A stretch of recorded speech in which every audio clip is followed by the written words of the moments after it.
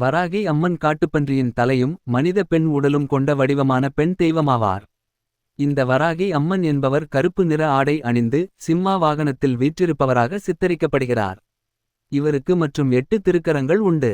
அவற்றில் ஒரு கரத்தில் ஏர்கலப்பை, ஒரு கையில் சூலம், ஒரு கையில் ஸ்ரீசக்கரம், ஒரு கையில் கதாயுதம், ஒரு கையில் சங்கு, ஒரு கையில் அங்குசம், மற்ற 2 கரங்களிலும் அபய மற்றும் வரத முத்திரைகளுடன் திகழ்கிறார்.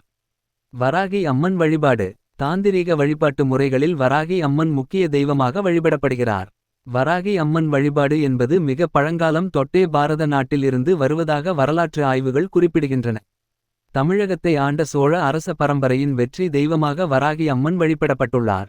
ராஜராஜ சோழன் தான் கட்ட விரும்பிய பெருவுடையார் கோயிலுக்கான தகுந்த இடத்தை வாராகி அம்மனே காட்டுப்பன்றி வடிவத்தில் வந்து காட்டியதாகவும், அதன்படியே அவ்விடத்தில் ராஜராஜ சோழன் திருவுடையார் கோயிலை கட்டியதாகவும், அதற்கு காரணமாக இருந்த வராகி அம்மனுக்கு